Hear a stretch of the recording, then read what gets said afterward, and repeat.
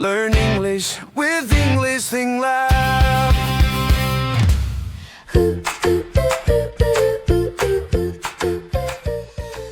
Hi everyone, I'm Jack. And I'm Bella. Welcome back to English Think Lab. Today we are going to talk about something that many English learners worry about: grammar. For many learners, grammar feels complicated and sometimes even intimidating. There are many rules, many verb forms, and many exceptions. Sometimes learners feel that grammar is like a big maze. You start learning one rule and suddenly you see three more rules. Yes, and because of this, many learners become frustrated. They think English grammar is something they must memorize perfectly before speaking.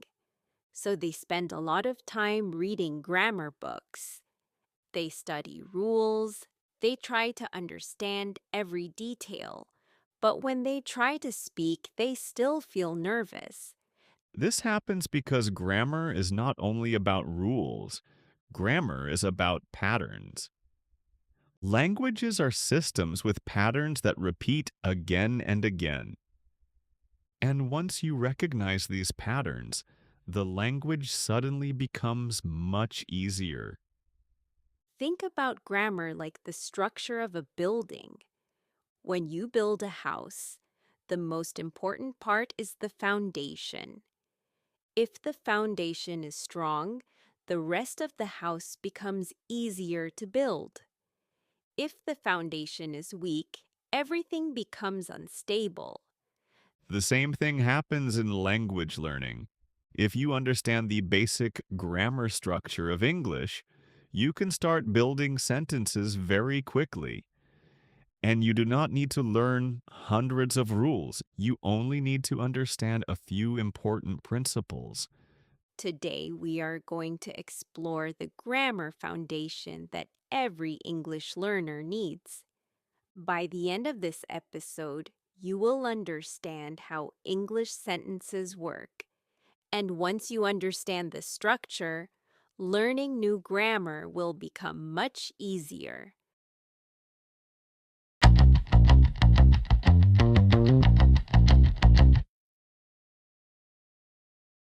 The first and most important idea in English grammar is sentence structure. Most English sentences follow a simple order: subject, verb, object. This pattern appears again and again in English. Let's look at a very simple example. I eat apples. In this sentence, I is the subject. The subject is the person or thing that performs the action. Eat is the verb. The verb describes the action. Apples is the object. The object receives the action.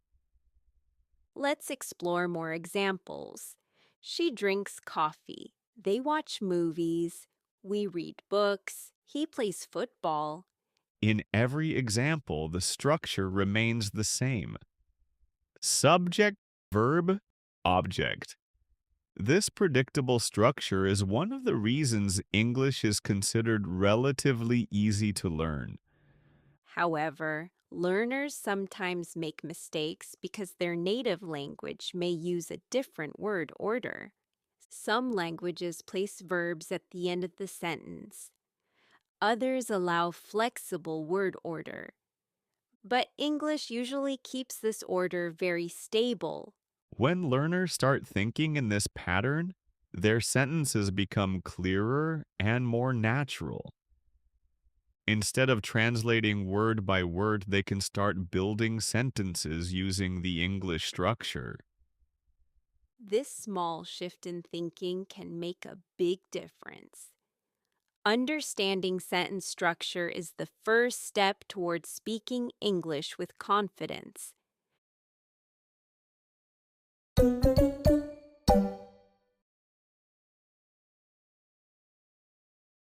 Now let's talk about pronouns. Pronouns are small words that replace names. Instead of repeating a person's name again and again, we use pronouns. The most common pronouns in English are I, you, he, she, it, we, they. These pronouns are used as the subject of a sentence.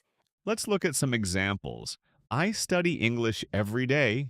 She works in a hospital. They live in a large city. We enjoy learning languages. Pronouns help conversations sound natural. Imagine a conversation without pronouns. Instead of saying, Maria is my friend, Maria works in an office, Maria likes coffee, we say, Maria is my friend, she works in an office, she likes coffee. This makes communication smoother and more efficient. Pronouns are one of the first tools learners use when they start forming sentences. Pronouns also help us talk about groups of people. For example, we are students. They are my colleagues. These simple structures appear constantly in everyday English conversations.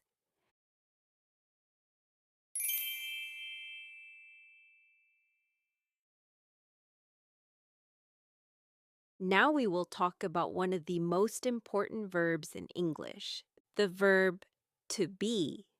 This verb is extremely common in English. It is used to describe identity, emotions, locations, and situations. In the present tense, the verb to be has three main forms: am, is, are. We use am with I. For example, I am happy, I am tired, I am excited about learning English. We uses with he, she, and it. She is a teacher. He is my brother. It is very cold today. And we use are with you, we, and they. You are very kind. We are ready. They are at home. The verb to be is one of the most frequently used verbs in English. You will hear it in conversations, movies, interviews, and everyday speech. For example, I am at work. She is in the kitchen. They are in the park. These simple sentences help us describe situations clearly.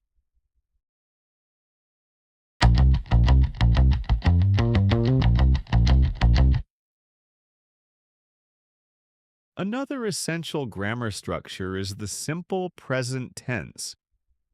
This tense describes actions that happen regularly or habits that repeat.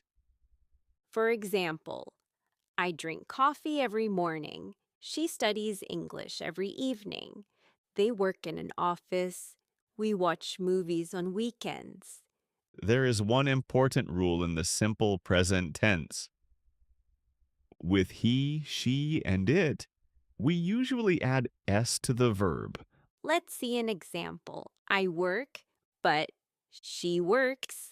I play football, but he plays football. This small s might seem simple, but it is one of the most common grammar rules in English. Many beginners forget this rule at first, but with practice, it becomes automatic. The simple present tense allows learners to talk about daily routines and regular activities.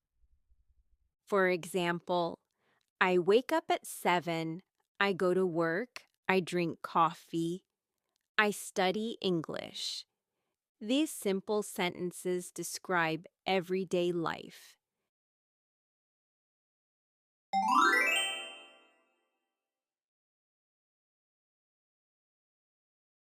Now let's talk about how questions work in English.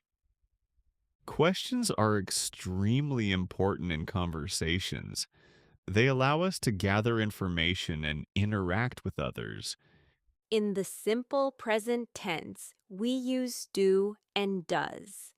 We use do with I, you, we, they. For example, do you speak English? Do they work here? Do you like coffee? And we use does with he, she, it. For example, does she live here? Does he like music? Does it work? Questions are the foundation of communication. Even simple questions can start meaningful conversations. For example, do you like traveling? Do you enjoy music? Do you study English every day? These questions help people connect with each other.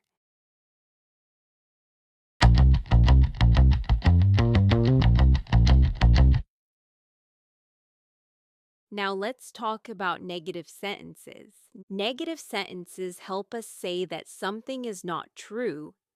In the simple present tense, we use don't, doesn't. For example, I don't drink coffee. They don't work on Sundays. With he, she, and it, we use doesn't. She doesn't like pizza. He doesn't watch television. Negative sentences are very common when we express opinions or preferences. For example, I don't like spicy food. She doesn't enjoy cold weather. They don't live here anymore. These sentences help us communicate clearly.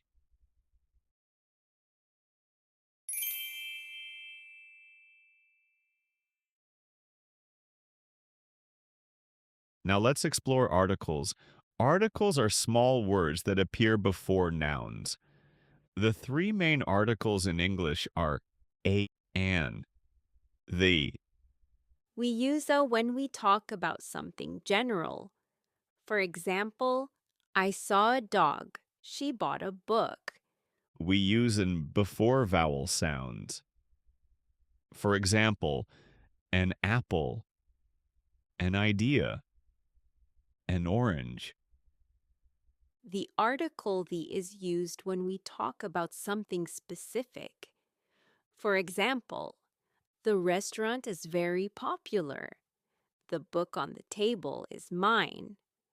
Articles help clarify meaning and make sentences more precise.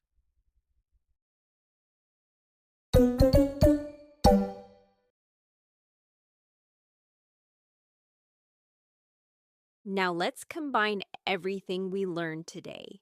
Let's build some simple sentences together. I am a student. She works in a bank. They live in a small apartment. Do you like music? Do they speak English? I don't drink coffee. He doesn't watch television.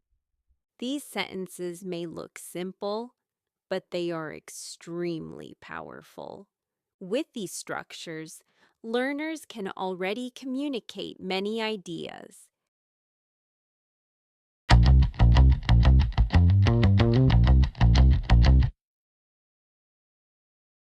Today we explored the most important grammar foundation of English.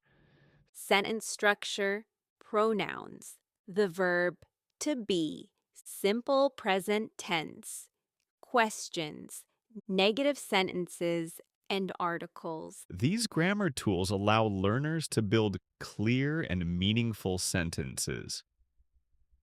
You do not need perfect grammar to communicate. You only need the courage to start speaking. Practice small sentences. Ask questions. Share simple ideas. Over time, your brain becomes more comfortable with the language. In the next episode, we will move from basic grammar toward intermediate structures. We will explore past tense, future tense, and more complex sentence patterns. So, stay curious. And keep practicing your English.